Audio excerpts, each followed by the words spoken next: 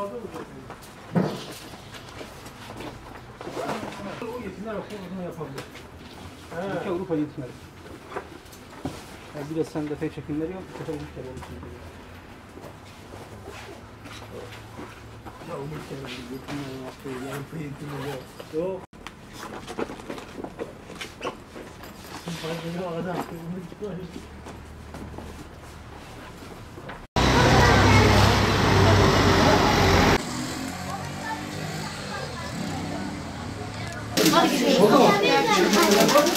Buradan mı?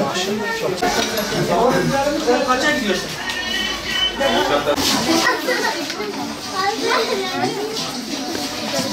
Çantamız var. Kitaplarımız.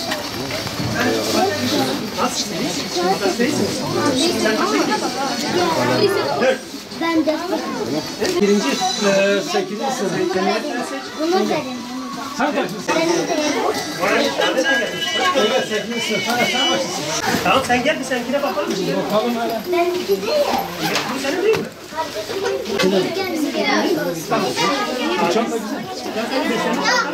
Sana neler var Avrupa yetimleri sana neler hazırlamış. Al bakalım. Al sana sulu bir pembe pembe. Üçüncü sınıf.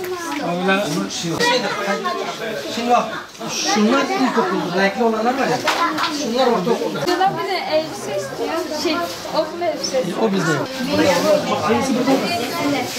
Bak aynısı burada. Bir bakalım bir sana. Bir bakalım yakışıyor mu? Sevdin mi? Maşallah. Çok güzel oldu. Evet. Maşallah. Bu nedir? Beslenme çantası. Bu. Aferin. Şu. Evet sen kendin Bu ya. Bunlar defter.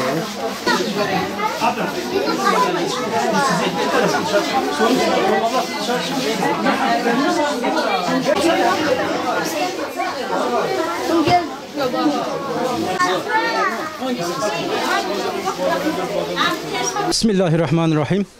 Avrupa Yetim Evi olarak 6 Şubat deprem felaketinden bu yana deprem bölgelerinde yardımlarımız, çalışmalarımız devam ediyor. Bugün de deprem bölgesi olan Şanlıurfa'da yüzlerce öğrenciye kırtasiye desteğinde bulunacağız inşallah.